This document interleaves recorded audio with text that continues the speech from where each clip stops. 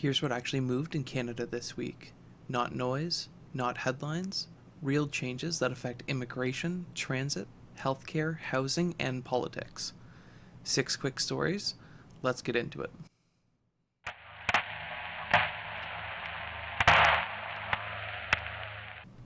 Canada has stopped processing visa applications inside of Russia.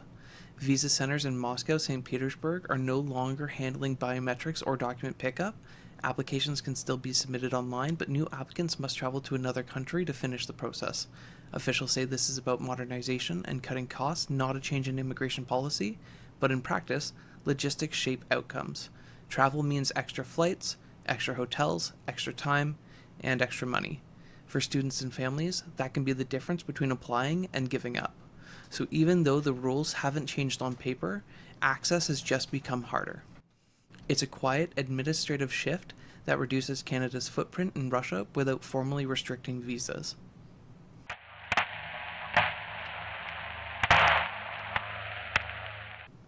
The federal government is investing nearly $1 billion to buy 55 new subway trains for Toronto's Line 2, and much of that work has to happen in Canada. This isn't just transit spending, it's industry policy.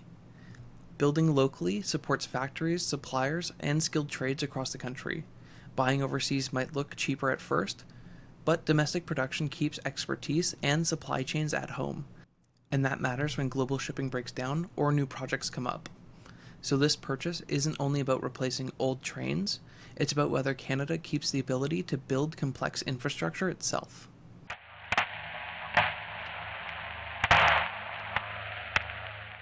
A powerful winter storm swept across Atlantic Canada and Newfoundland this week.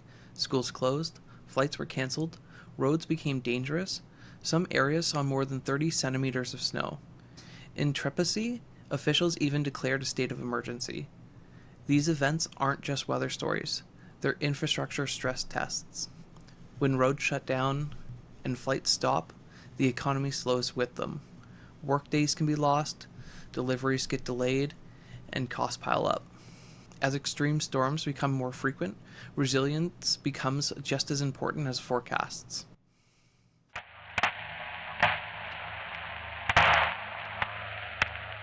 In Nova Scotia, winter weather has caused a sharp drop in blood and plasma donations. Canadian Blood Services issued urgent calls for donors.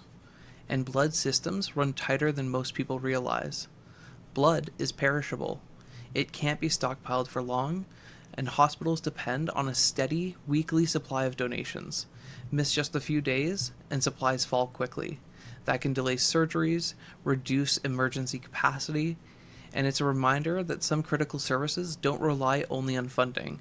They rely on people consistently showing up, and when that rhythm breaks down, shortages happen fast.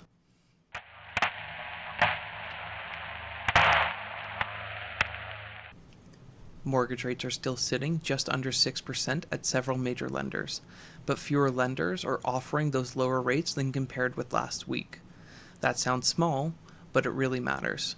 Less competition means fewer deals for borrowers, and the fewer deals means higher monthly payments.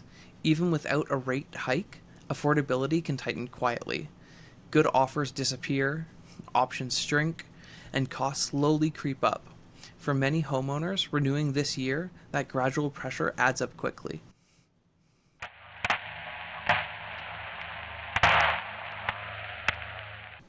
Pierre Poilievre secured about 87% support in a Conservative leadership confidence review. That's a strong internal mandate. Leadership reviews don't change policy directly, but they show whether a party is unified or divided. High support means fewer internal challenges and more focus on campaigning. In other words, stability. It strengthens his control over the party and signals cohesion leading into future political battles. Those are 6 Canadian stories that actually move something this week. If you want clear, straightforward breakdowns without the noise, subscribe. Next up, we zoom out and look at the global picture. This is Engines of Change.